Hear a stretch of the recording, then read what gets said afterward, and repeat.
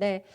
오늘은 또 어떤 종목에 대한 저희 얘기 나눌까요? 네, 어떻게 보면 명감이 또 뚜렷하게 구분이 되고 있기 때문에 여기서 정말 레이스를 잘 선택을 해야 될 것 같아요. 뜨겁지만 더 올라가는 주식들도 있고 바닥권에서 못 움직이고 있는 종목들도 많잖아요. 최근에 저희가 종목 상담 도와드리다 보면 정말 편차가 큰 것 같고 체감 온도도 많이 다르실 것 같아요. 같이 좀 뜨겁게 이 겨울을 날 수 있는 그런 주식시장에서의 좀 투자가 진행이 됐으면 좋겠는데요. 저희랑 함께 좀 고민해 보시면 더 좋은 답 얻어가실 수 있으실 것 같습니다. 전화 시청자님 먼저 오늘도 기회 드려볼게요. 네, 선생님 안녕하세요. 네, 안녕하세요. 네, 반갑습니다. 네, 네, 요즘 시장 괜찮은데 어떻게 좀 대응하고 계세요? 만족스러운 수익 나고 계세요? 네, 아, 만족스러워요. 괜찮으세요? 네네. 네, 오늘은 그럼 저희 어떤 종목 도와드릴까요? 네페스요. 네, 매수가 비중은 어떻게 되세요? 네페스를 네. 31,250원에 15%. 15% 담으셨어요? 예, 예. 그래도 세건이신데 언제 사셨습니까? 최근에 사셨어요?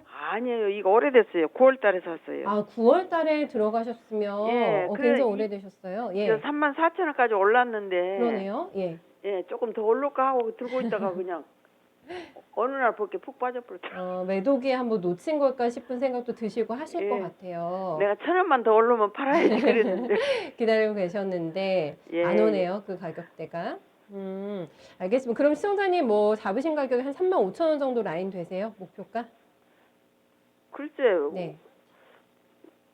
더 많으면 좋은 그 것이고, 정도는 그 예. 정도는 오겠지만 조금 욕심 부려서 여태껏 기다렸으니까 더 봐도 되죠 뭐. 아, 더 보고 싶으신 욕심이 있으신데, 네, 일단은 약간 성에 차진 않으시는 수익이라서 고민이 되시는 것 같아요. 지금부터도 더 투자 기간 여유 있게 가져가실 수 있으세요, 수험자님? 해 넘기실 수 있으세요? 아이 그러면요. 예, 알겠습니다. 네, 조금 더 긴 호흡에서 수익을 얼마나 챙길 수 있는 종목인지 한번 살펴볼게요. 들어보세요, 수험자님. 예. 네. 네. 넷패스 주가는 오늘 2.5% 뛰었습니다. 32,300원의 마감가가 기록이 되고요. 워낙에 이 섹터 자체적으로도 그렇고 그 안에서도 넷패스가 조금 무거운 편인 것 같아요. 신고가 3월 초에 나왔고 그 고가 대비해서는 15% 정도 눌림목이 발생이 되어 있습니다. 이럴 때가 가장 속상하신 것 같아요. 수익권에서 분명히 좋은 가격에 팔 수가 있었는데 더 높이 가겠지 했는데 그게 아닐 때 당황스러우시면서도 그때부터는 약간 전략성의 오류가 좀 많이 생기실 것 같은데 어떻게 좀 방향을 잡아주실까요? 네. 저는 방향은 좀 중간에서 중상 요 정도. 그러니까 반도체로 치면은 네. 반도체 섹터 내에서 이제 SK 하이닉스 같은 주식을 좀 탑으로 본다면 SK 뭐 이게 이제 1군 그리고 네. 좀 소외받는 주식이 한 2군. 아니 소외받는 주식이 한 3군. 네. 얘는 한 2등 중간 정도 있는 것 같아요. 그러니까 이분이요? 같은 돈이면 기대 수익률이 좀 떨어지는.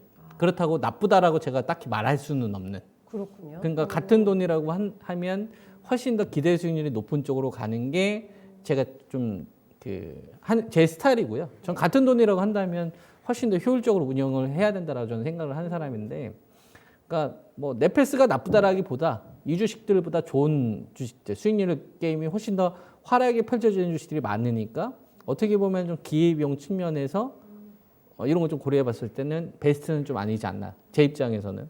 그렇다고 워스트는 아니고. 그렇다고 뭐냐면 산업이 뭐 망가지는 건 아니니까요. 근데 저 같으면은 같은 돈이면 이 주식 안 하죠. 저는 뭐 방송 보시면 아시겠지만 SK 머티리얼즈를 비롯해서 테스나 하이닉스 같은 걸 추천했던 전문가 아닙니까? 같은 돈이면. 그리고 그 시점을 전후로 해서 제가 말씀드렸던 주식이 거의 아마 장악했을 겁니다. 바이오제약뿐만 아니라. 그게 본질에 저는 정점에 있는 거 좋아하거든요. 중심에 있는 거. 변두리에 있는 건 저는 별로 좋아하지 않습니다. 넷패스의 시세가 언제 가장 많이 터졌을까?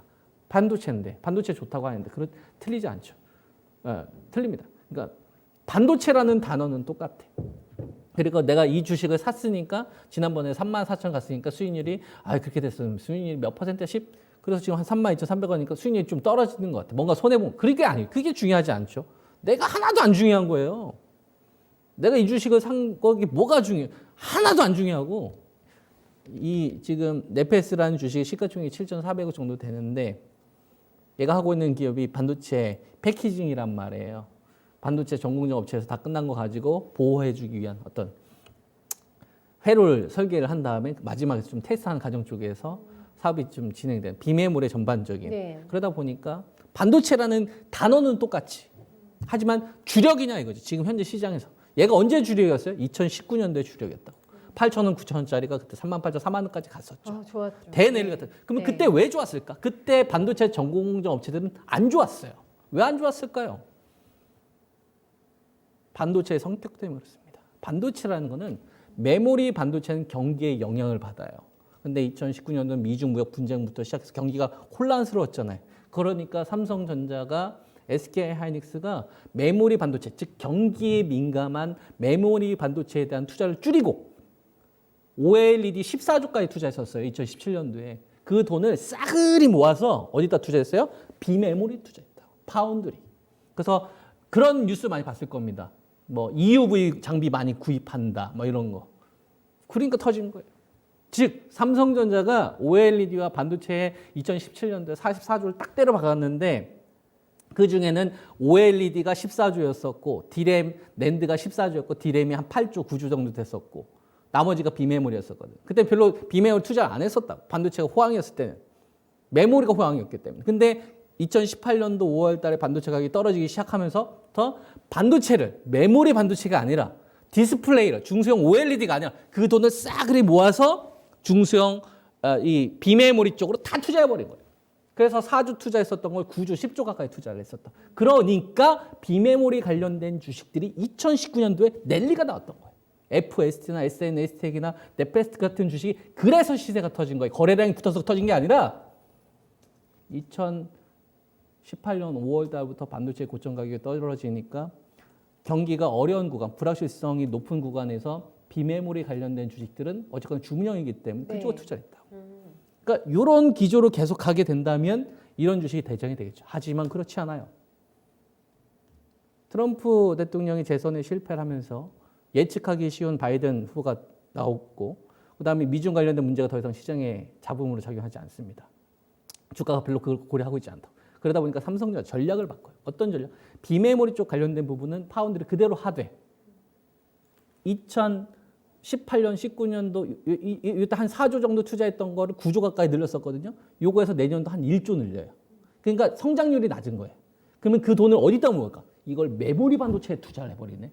그러니까 이 비메모리 관련된 이런 섹터들이 기업은 좋고 실적은 잘 나올 거예요. 근데 뭐가 안 붙어요? 성장률 퍼센테이지가 안 붙는 거야. 그러니까 제가 베스트라고 안 붙는 거죠. 그렇다고 나쁘다고 얘기도 못해요. 실적은 잘 나올 테니까. 그래서 저 같으면 같은 돈이라고 한다면 시장의 중심주에 있는 주식을 사는 게 유리하지 않을까요? 시장에 장악하는 주식을 하는 게 훨씬 더 낫지 않냐라는 게 제 생각이고 그거에 이제 공감하시면 뭐 비중 조절해서 이제 전공정 쪽으로 좀 교체하시길 의견을 좀 드리고 그게 싫다. 그럼 이 종목 가지고 좀 대응을 좀 해야 되겠다 하면 기대 수익률 좀 낮추면서 저는 하는 것이 좋겠다. 왜? 내년도의 화두는 비메모리보다 메모리 반도체의 기대 수익률이 훨씬 더 좋으니까. 삼성전자가 돈을 이쪽으로 쏟아붓고 있다. 옛날엔 비메모리 쏟아붓던 이 돈을 이쪽으로 쏟아붓다. 왜? 경기에 대한 불확실성이 조금 해소되는 국면이에요. 그렇군요. 예. 그래서 경기 민감주들이 움직이잖아요. 예. 경기 민감주들이 움직인다는 얘기는 비메모리보다 메모리 반도체 쪽에 관련된 주식들의 수익률이 높아진다는 얘기예요. 예측하기 쉬울 때. 경기의 불확실성이 높을 때가 비메모리 관련된 주식으로 투자 비중을 높입니다. 그래서 저는 이 넷패스라는 주식을 2019년도 9월 10일을 기점으로 전략을 세우셨으면 좋겠어요. 2019년도 9월 달, 9월 10일. 거기다가 제가 선을 그어볼게요. 여기다가. 쭉 가보면 왜 이때를 기준으로 제가 선을 제시를 하냐면 이때 이때 이제 그 넷패스가 이제 대랠리가 나왔었던 시기라고. 근데 저 시기부터 이제 무너졌었잖아요. 그러니까 이때가 잘 가다가 왜 꺾였냐? 이때는 한창 이제 꿈이 가득하고 실적도 잘 나오고 뭐 QQ도 막 확 증가했었던 시기지. 근데 저 시점부터 삼성전자가 반도체 패키징 쪽 관련된 부분에 대해서 넷패스로 몰아줬었거든요. 분산시켜요. 저 시점을 기준으로. 야, 넷패스 이제 니들한테 줄을 줬었는데 이제 니들 말고 다른 업체들한테 줘야겠다. 그래서 막 저 당시에 막 삼성전자 막 공장 이전한다는 얘기 많이 나왔을 겁니다. 중국에서 막 그죠? 그래서 저 때부터 프리미엄이 빠졌던 자리. 그러니까 의미가 있지. 그때가 9월 10일 기점으로. 그래서 외주 업체에 대한 분산이 있었다는 얘기는 멀티플을 더 줄 수 없다는 얘기고 똑같은 실적이 나오더라도 과거의 밸류를 쳐줄 수 없을 것이다. 라고 저는 생각을 합니다. 그래서 같은 돈이라고 한다면 기대 수익률이 높은 메모리 반도체 쪽 장비나 소재로 하는 것이 훨씬 더 나은 계좌 수익률이 나올 것이다 라고 저는 생각을 해서 현재 가지고 있는 물량은 로스컷 기준을 31,000원에서 한 35,000원짜리 요 자리가 무너지면 저는 로스컷을 제시를 하고요. 네, 네. 반도체 장비는 교체 쪽으로 하셨으면 좋겠고 그다음에 기대 수익률은 직전 고점이 좀 단계별로 있으니까 1차로는 35,000-36,000원 정도 이 정도 일단 제시하도록 하겠습니다. 2차는 이제 나중에 가봐야 될 것 같고요. 제가 제시해드릴 수 있는 거는 35,000원에서 31,000원짜리 저저희가 붕괴가 되면 네. 가차 없이 잘라서 종목을 메모리 반도체 쪽으로 교체를 하셔라. 네, 네. 그리고 1차 목표치는 35,000선 정도를 네. 일단 제시하고 2차 목표치는 뭐 나중 가봐야 알겠지만 네, 지금은 네, 일단 1차만 제가 보이고 있기 때문에 1차만 일단 열어놓고 말씀을 드리도록 하겠습니다. 알겠습니다. 오늘 수호자님 시장 보시면서 네페스 때문에 소외감 많이 느끼셨을 것 같은데 이 반도체 산업의 지금 사이클을 설명을 주시면서 왜 기대 수익률을 낮게 잡아야 되는지 그 이유를 조금 말씀을 드렸거든요. 네네. 네, 이해되셨으면 한 35,000원, 6,000원 정도 선에서는 그래도 수익권이시잖아요. 네, 그때 좀 네. 매도하시고 네, 수익 챙기시는 게 어떨까 그렇게 의견 남겨드립니다. 아, 네, 감사합니다. 네, 좋은 결과 있으시기를 바라겠고요. 네, 네페스 오늘 첫 종목으로 봐드렸어요. 무거운